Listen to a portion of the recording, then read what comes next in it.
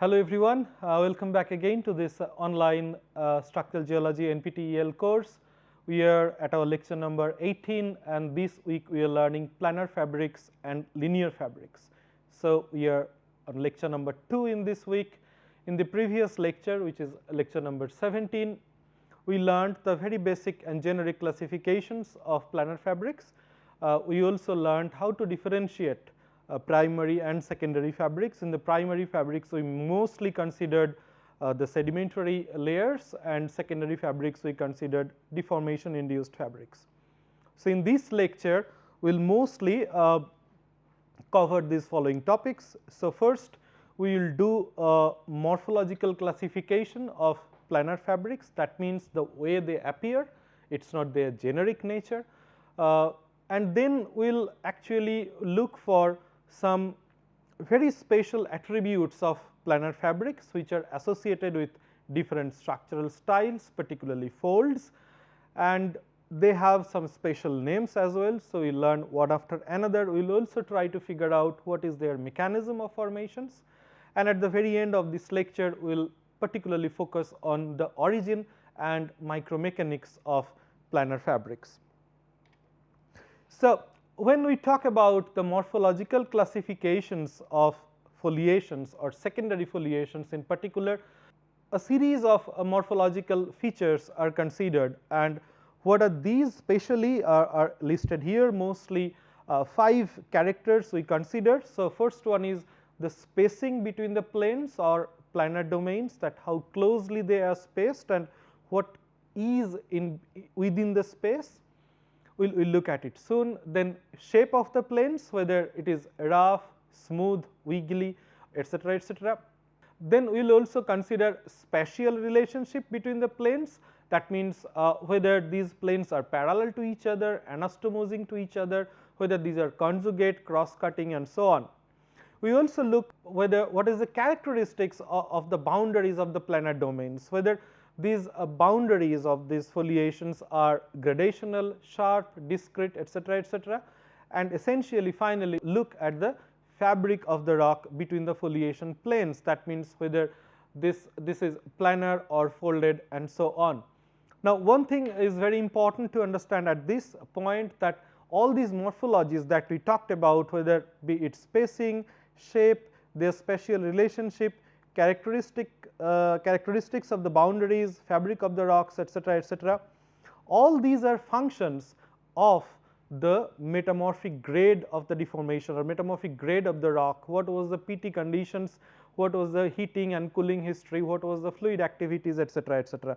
We will look at it later, but the spacing, shape, spatial relationship, characteristic of the boundaries, fabric of the rock, etc., etc., all these do vary greatly with the metamorphic grade of the rock. So, here is the table that classifies the secondary foliations. So, if we consider secondary foliation at one end, then we can classify it in 2 broad domains. One is spaced foliation and another is continuous foliation. The spaced foliation is further subdivided in 3 different categories. The first one is compositional foliation or compositional spaced foliation, then disjunctive foliation and crenulation foliation or crenulation cleavage. Within the continuous domain, we have fine grained continuous foliation and coarse grained continuous foliations, or the fine foliation or coarse foliation based on their spacings and so on. Now, within the compositional cleavage or compositional foliation, we have 2 subclasses, diffused or banded. So, that means whether the boundaries are diffused or sharply banded. Then within the disjunctive, we have stylolites, anastomosing, rough and smooth. Within the crenulation, we have zonal and discrete, and then in the domain of continuous cleavage, we have 2 classes we discussed, fine and coarse.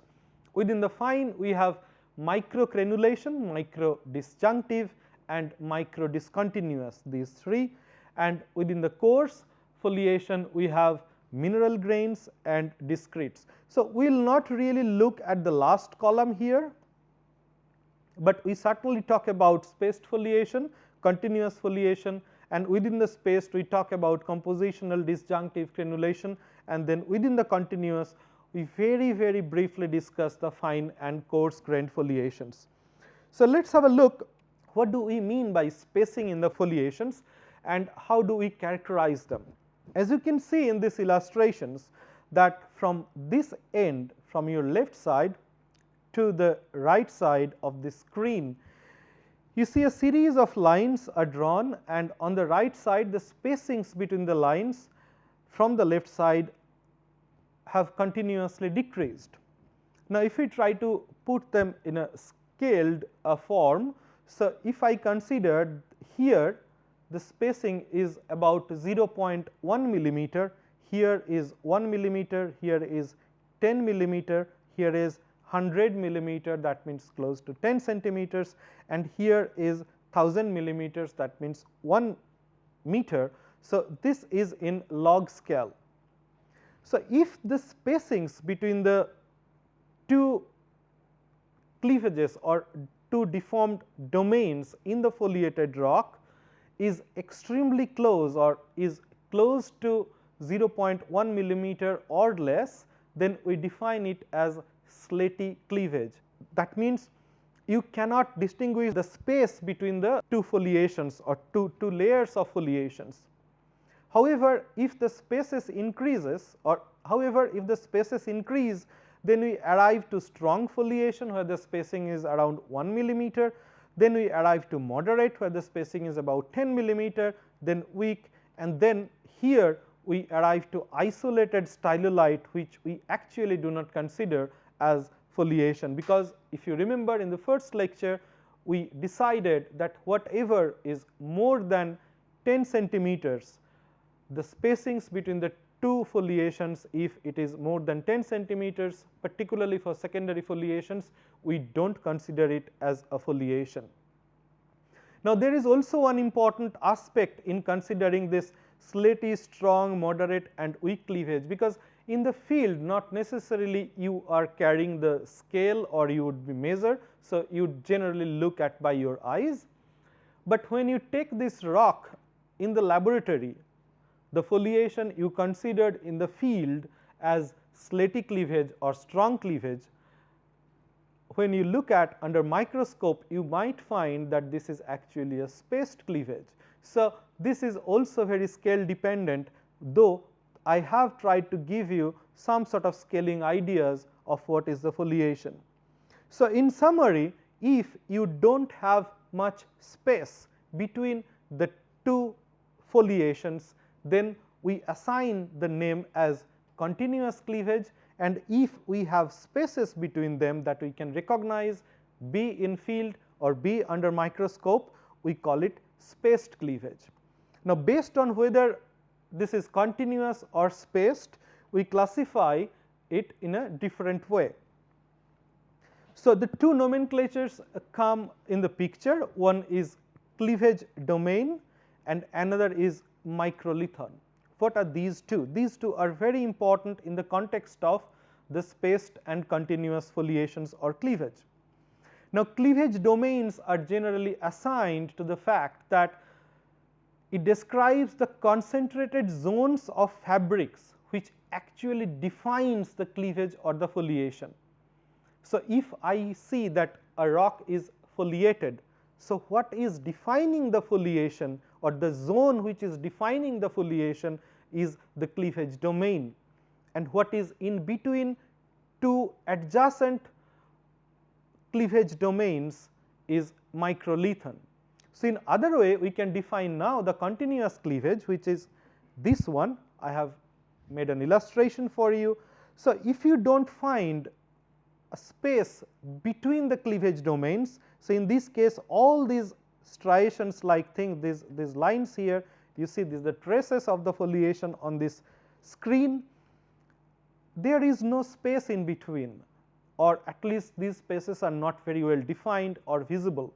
So, therefore, we assign it as continuous cleavage. That means a cleavage which has only cleavage domains but not microlithons at the scale we are looking at, we call it continuous cleavage.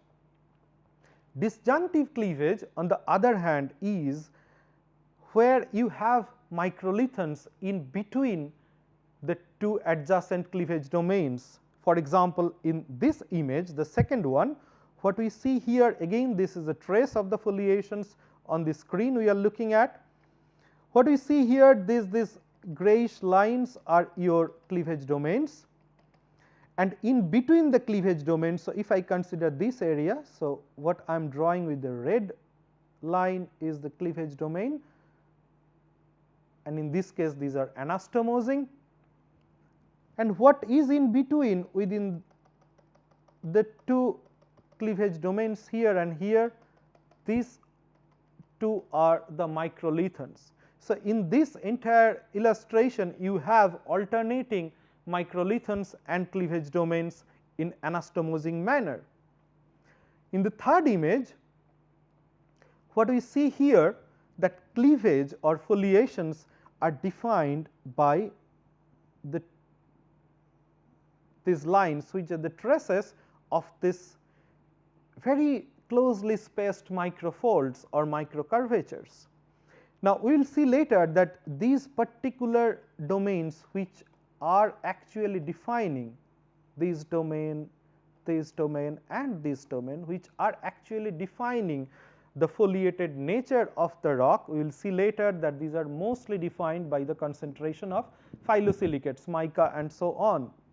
And what we have in between this and this is the exposition or disposition of this microfolds. Now, what is the difference between then this image and this image, the second one and the third one? In the second one, we see that these microlithons are actually isotropic, they do not have any fabric within them. However, here this is the microlithon domain between the two cleavage domains, and we have a very consistent fabric within them. So, a disjunctive cleavage is, if we do not have fabric within the microlithons, then we call it disjunctive cleavage. I repeat, if the microlithons are devoid of any fabric, then this is disjunctive cleavage. On the other hand, if the microlithons have some fabrics, then these are crenulation cleavage. We will see some actual images soon. So, I believe now it is clear what is continuous cleavage, what is disjunctive cleavage, and what is crenulation cleavage. Now, we will look at a series of photographs. So, first we start with continuous cleavage in the field scale. The first image you see on the left side, this is shell, and as the title suggests that this is slaty cleavage. So, you can actually figure out immediately that this is your secondary foliation based on the appearance of this, and they are continuous because you do not see any space between this foliation. They are very much continuous foliation. In the second image as well, you may figure out that okay, these maybe there are some spaces between these two, but if you look closely, then you will figure out that even within this mica schist, which is a photograph from again the Chaibasa formation, actually these are like books, the sheet of the books or the pages of the books, it's very closely, very densely spaced. So, you do not find the thickness of the pages by, or you do not figure out the thickness of the pages by your naked eyes. So, these are examples of continuous cleavage,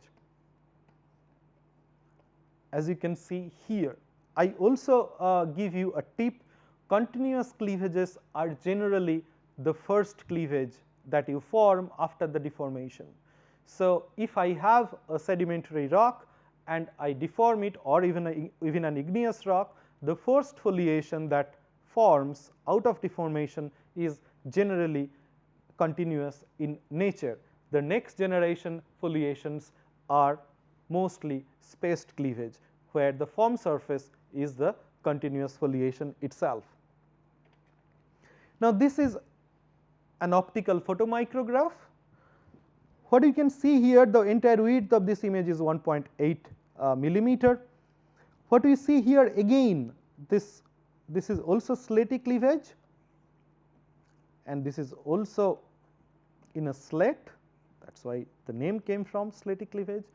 And you also can see that you hardly can figure out the space between the two foliation planes or the traces of these lines, where you do not find any space between them. It is very much continuous in this side, and they are very closely spaced. So, the sense of the foliation is certainly there, but you can't figure out the spaces between them.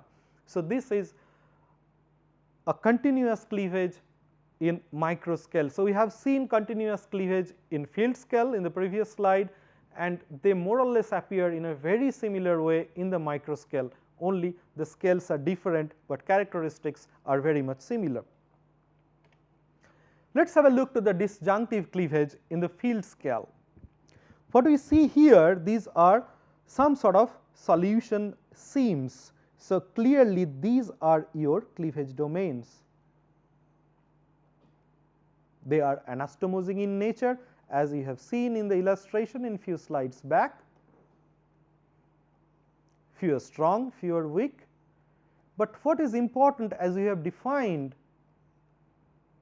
disjunctive cleavages, that within these two cleavage domains, if I consider this one and this one, the material here is very much isotropic in terms of their fabric. The fabric is of 0th dimension. So, there is no fabric in between, just this anastomosing cleavage domains we see. So, this is disjunctive cleavage in the field scale. Do we see it in the micro scale? The answer is yes. So, here is one of this microscopic image under cross polarized light, and you see here that the cleavage domain here is quite broad, where we see the concentration of biotite, this greenish mineral, and in between. So, this is cleavage domain,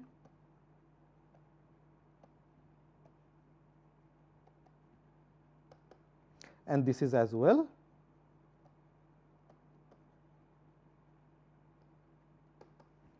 And in between what we have is the microlithon.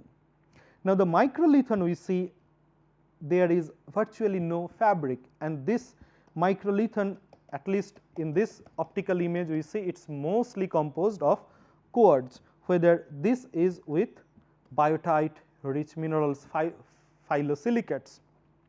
Sometimes this kind of structures where you have bands in micro scale or in field scale, alternating bands of phyllosilicate rich layers and quartzo-feldspathic layers, again phyllosilicate layers, then quartzo-feldspathic layers, and so on. This is also sometimes known as PQ foliation or PQ structure, whether so this is known as P, whether P stands for pellitic, and these are known as Q, whether Q stands for quartz, and together we call them sometimes PQ foliation or PQ structure. So, this is something new for you, but again I repeat what we are learning here, that we have cleavage domains, series of cleavage domains, and in between we have microlithons, and microlithons here in this image have no fabric. So, we saw this in the field scale, and now we have seen it in the micro scale. Again, the mechanisms are very similar, only the scales are different. Now, we will see granulation cleavage in the field scale. This image is again from the Chaibasa formation, and you may figure out a little bit difficult to comprehend that where is the granulation cleavage. I hope I can convince you there. Now, first let us figure out where is the foliation here.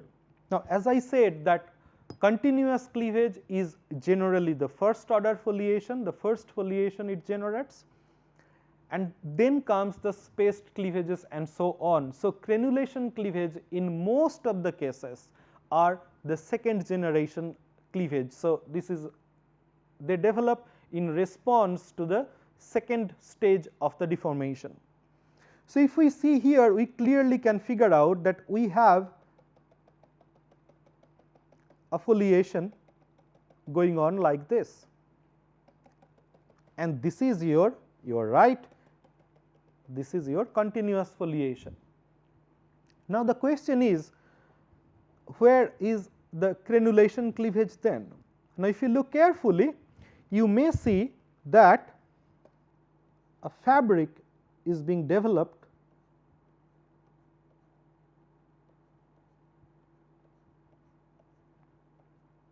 like this, and this is how you identify fabric in the field. You come closer, you go a little further, you look at it, and then you use the shadow, and then you try to sense what sort of fabrics I can figure out from this rock. I believe now you are convinced that this red one is your continuous foliation, no issues, but there is some sort of spaced fabric which is there defined by this blue lines. Now, if I wipe this one and I try to figure out what is there in between the space fabric, again this image is little blurred, but I try to convince you, but you will be convinced when you look at in the next image. So, what we see here, if we try to look at that, if I consider for example this layer and this layer and this layer and this layer and so on, we clearly see here that these continuous foliations, they are getting some sort of folded and then coming here like this. We also can see it here.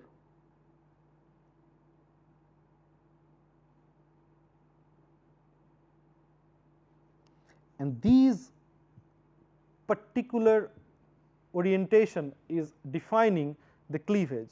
So, therefore, this we can consider as crenulation cleavage, because I have cleavage domains, and at the same time what I see here that within the microlithons I have some sort of fabric. The image you see at the background of this lecture is actually a thin section of this rock, and I believe you are now convinced that this is a crenulation cleavage. So, here is an example of crenulation cleavage again from the micro scale. This is 7 millimeter is the width of this image, and you clearly see that these are your cleavage domains, and within the cleavage domains, if I consider here and here, we certainly have some sort of fabrics going on which are defining your cleavage. And because we have in between the two cleavage domains microlithons, and microlithons have some fabrics, so therefore, this is crenulation cleavage. Let us have a look to another example. So, what we see here, these are your again muscovite biotite rich zone, and these are your cleavage domains.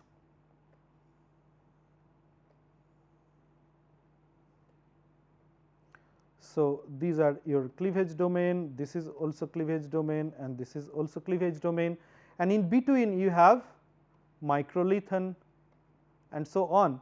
Now, how are these microlithons? Yes, we have a fabric here within this microlithon, and therefore, this is a crenulation cleavage. So, if we try to figure out now that what is the relationship between the metamorphism and the fabric development, I have summarized a table here which is very much comprehensive for you.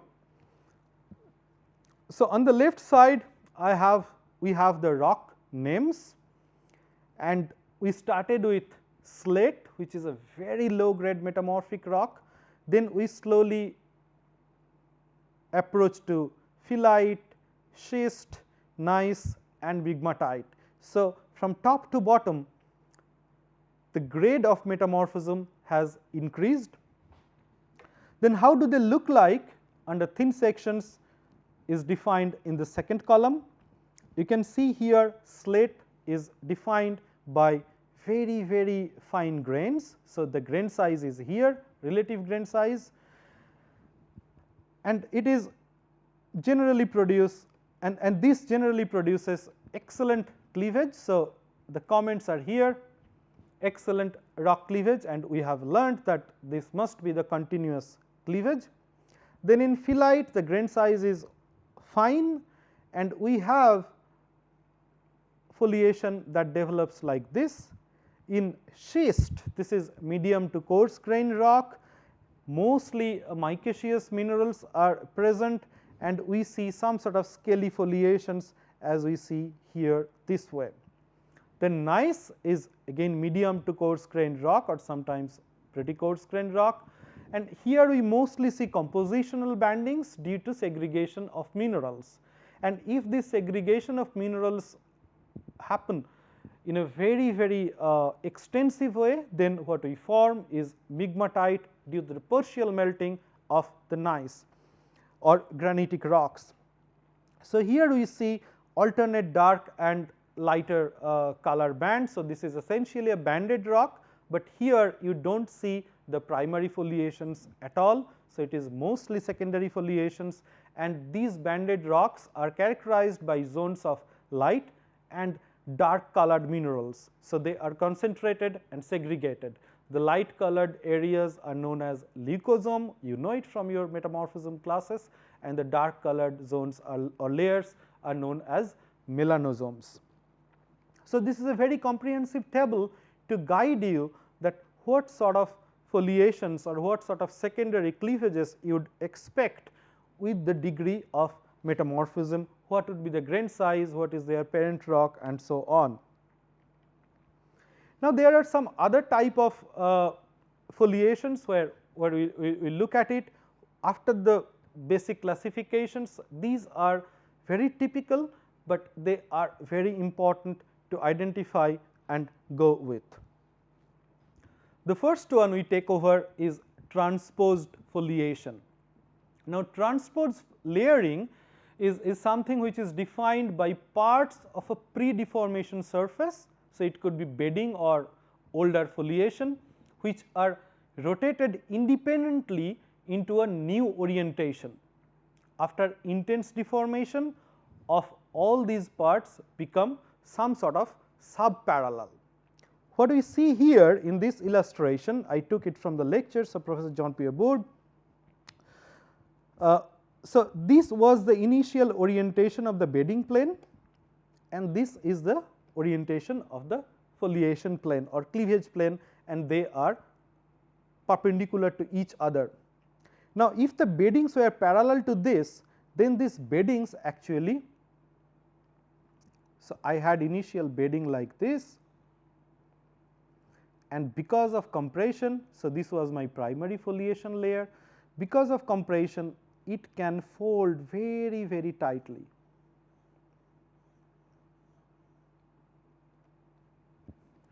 And then you develop your secondary foliation in this manner. We will learn soon that these are axial planar cleavages. So, this is exactly what we see here.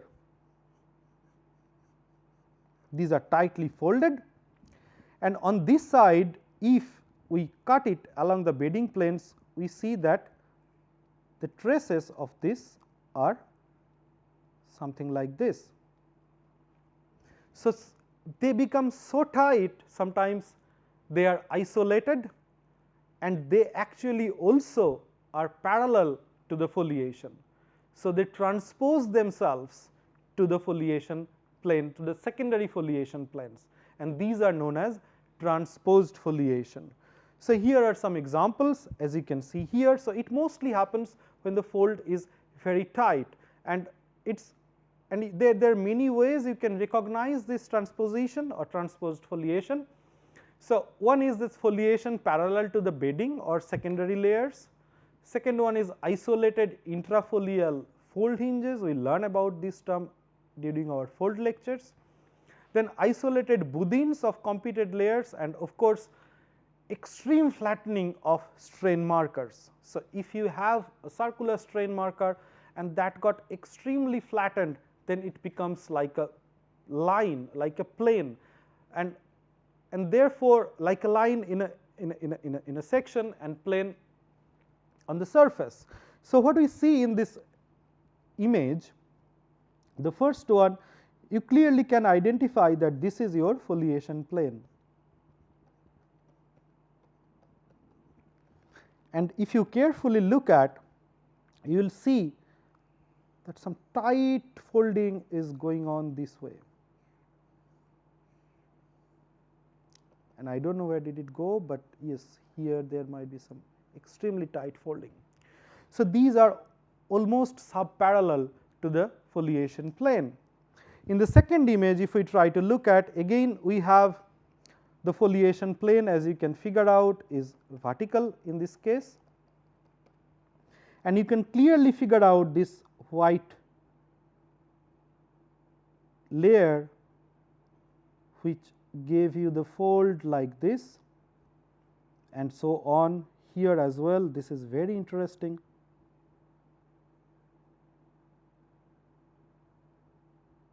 And so on, this probably went up and then probably it has a rotation and came back somewhere like this. So, this is extremely complex, but you can see that this is almost aligned subparallel to the foliation. And here as well we can see this is little difficult to figure out, but we see here the foliation is like this, and this is a continuous cleavage or continuous foliation, and we see some rootless sedimentary layers here, then something here,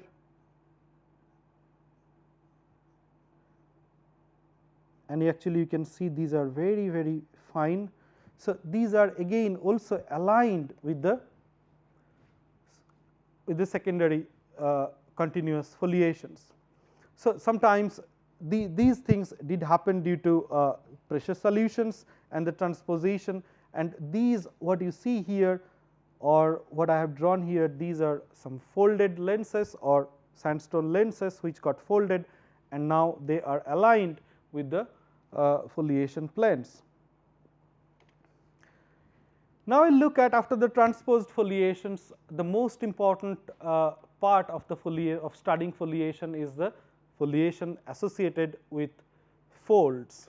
Now, I have drawn a few sketches, and you have also seen that folds are associated with mostly foliations or vice versa.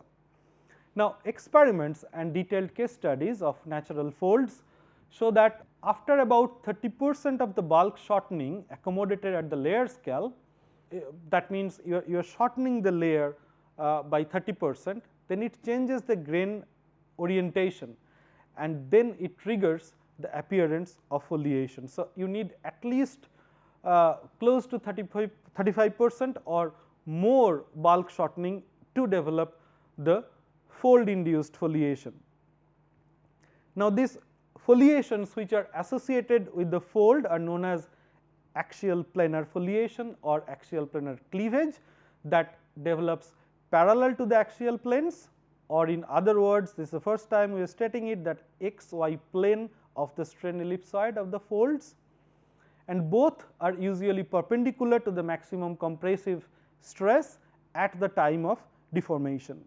So, what we mean by this, that if I have a layer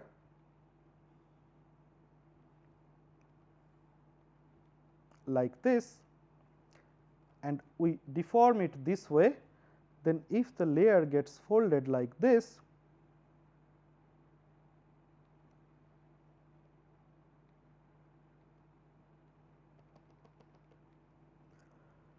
then clearly if I had a sphere here, then sphere would turn to an ellipsoid. At least in this case I can consider that this is my x direction, this is my y direction, and because this is the shortening direction, so this is the z direction. So, axial planar cleavage would form in this manner, or there will be a series of lines. So, you clearly see this plane, this axial planar cleavage plane, which I am now sort of making some hatches. This plane is actually parallel to the xy plane of the strain ellipsoid. Now, whether this is x direction or this one is the x direction, we would figure it out later, but in this case, yes, as I have drawn, this is the x direction, but essentially this is your z direction and this is your xy plane.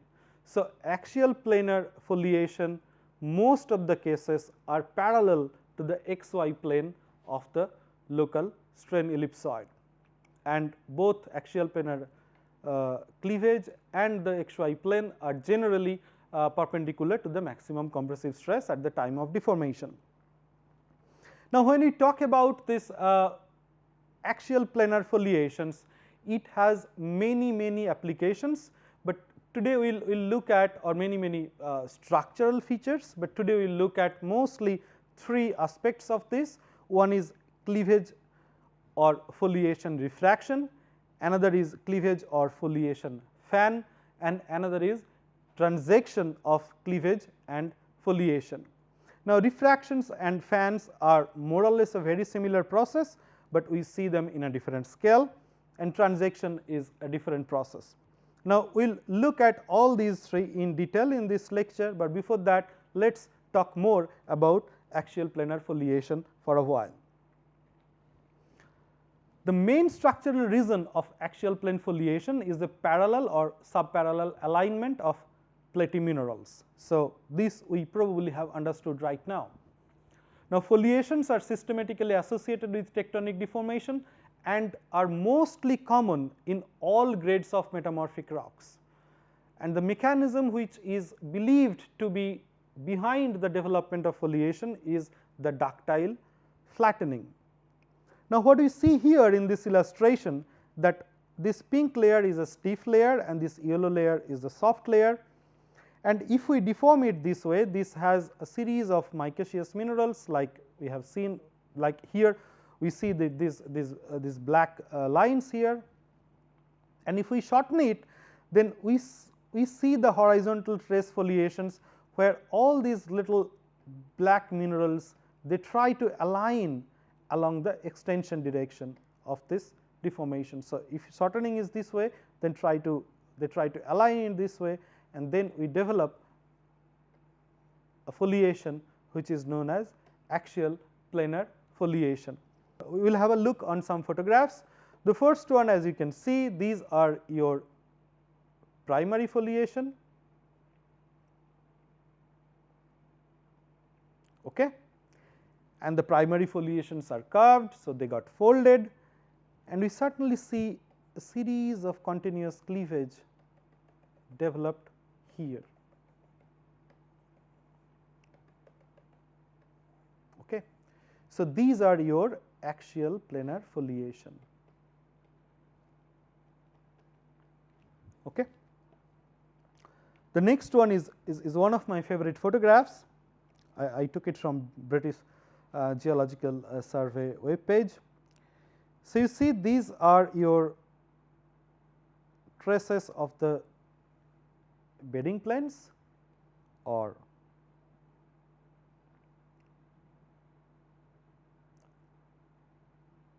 primary foliation you can think of.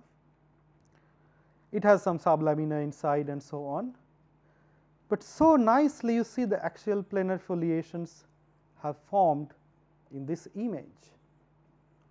And it is very similar mechanism, the rocks are different, but whenever we buckle a rock or buckle some layers, competent incompetent layers, we generally form a foliation, and these are known as axial planar foliation. Now, let us talk about these three terms that we have just talked about: cleavage diffraction, cleavage fanning, and transaction of the cleavage. We will first take over cleavage diffraction. Now, cleavage diffraction is something very interesting that do happen particularly when you have folding in multi layers, where the two layers or 2-3 different layers have different grain sizes or different compositions. So, that means their rheology is different. Now, if that happens, then this change of angular relation and that changes the angular relationship between the foliation and the bedding across the lithological boundaries, and therefore, we do not see the foliations are very straight. So, they go in a zigzag manner, and this is known as foliation or cleavage diffraction. And this diffraction mostly occurs because of the viscosity contrast along alternating layers, which produces the differential strain at different places in different ways. So, if I try to summarize it, say for example, I have a homogeneous body, I have a circle, we have learnt all about it, and I deform it by both compression and shear, then I know that this would take a shape like this. I am sorry, this should get a little shortened as well.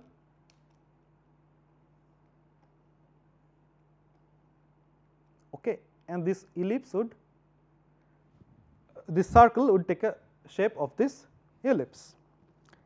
But if I have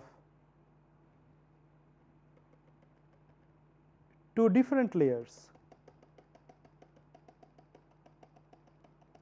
say this one is competent and the top one is incompetent, say this is sandstone and say this is mica rich rock. Okay. Now, initially I have the same circle I have drawn here, and I am applying the same deformation here, and if we deform it, both of them would get sheared. However, because mica rich rocks are rheologically weaker, this ellipse of the deformed area would not be, this ellipse here would not be as systematic as we have drawn here, because this would deform more, this ellipse would be like this, and here it would deform less. So, we will get a local variation of the strain ellipse due to rheological contrast. So, clearly here the long axis is like this, and here the long axis is like this, and this is the reason of your cleavage diffraction. So, in incompetent layers or layers like mica rich layers, the angle is less, and in strong or competent layers this angle is high. Let us have a look on some examples. What we see here, I made a sketch on the other side, but you can clearly figure out that this is your primary foliation layer,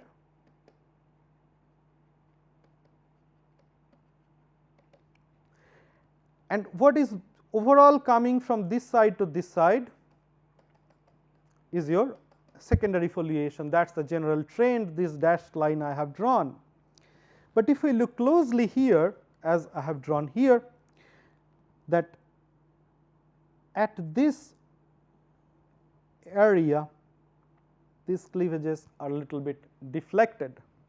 Again these are coming at low angle here, here these are at high angle, and again here they are going at low angle. So, it appears like it is refracted, and therefore, this is known as cleavage refraction. And from this image we can figure out that this has more mica and this has more mica than this area, and I was in the field. So, I know this was mostly sand rich layer and this was mica rich layer. So, this is a classic example of the cleavage refraction.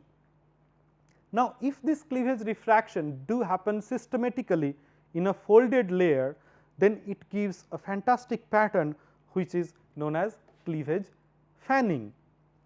Now, what happens? You see that this is the fold. So, here I would have a pattern like this, the low angles here. On the other side I would have pattern like this. So, overall the foliations would try to diverge away from the core.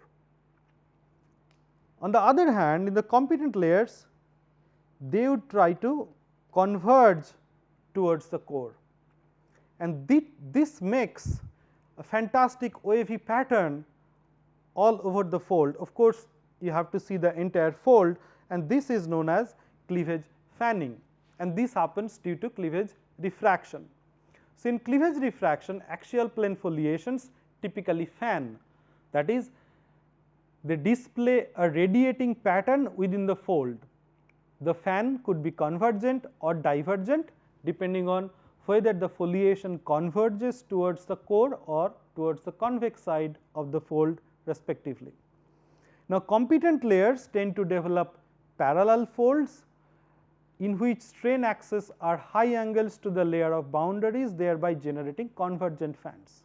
The incompetent layers on the other hand tend to develop congruent folds which with large amounts of shear imposed by adjacent competent layers and consequently fostering divergent fans.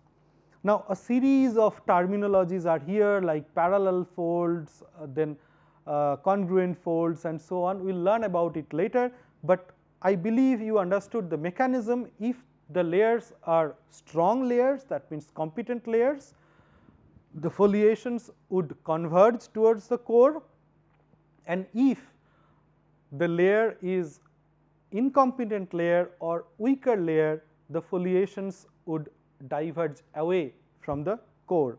So, here is a cartoon diagram, but we will see the real field photographs in this slide.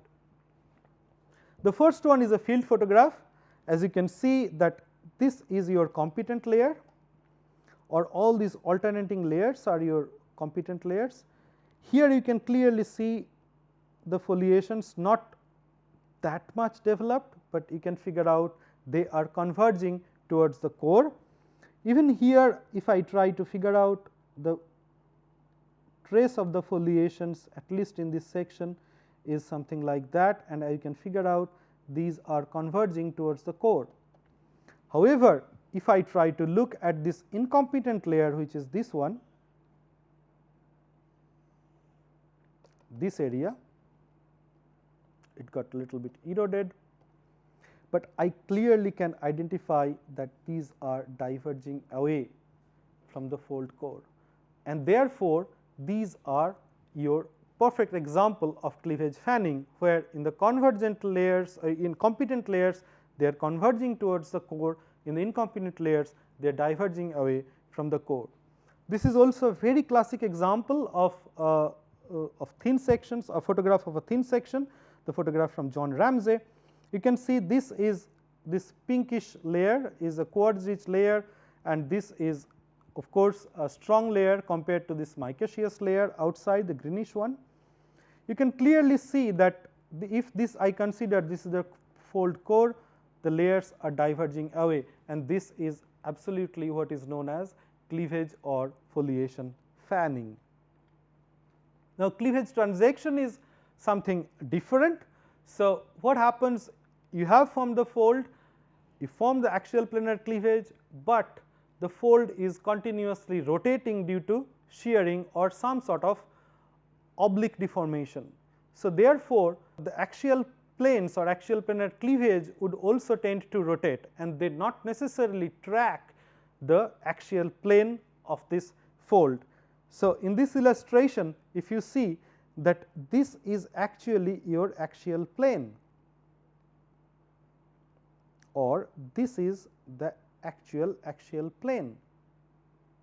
However, this foliation is drawn by this blue shade plane is not tracking the axial plane, it is slightly deviated, and this is known as cleavage transaction. So, transaction is generally attributed to a rotating strain field during folding, with eventually pre-folding initiation of foliation and fold axis developing oblique to the bulk flattening direction. Now, we more or less have covered the basic terminologies related to foliation. What is left is the mechanism or formation of foliations. How do they form? We will not go into the detail of this part, but I just give you some examples. So, I just give you some examples. So, there are 4 major micromechanisms responsible for the development of the foliation in deformed rocks, and these 4 major mechanisms, they can work separately or in conjugation. The first one is shape controlled mechanical rotation of pre-existing inequant grains or fabrics. The second one is modification of grain shape and volume through pressure solution. The third one is modification of grain shape by intracrystal slip or diffusion. If you remember that the slip systems or diffusion creeps, they produce some sort of shape preferred or crystal preferred orientation. This is what exactly we are talking about.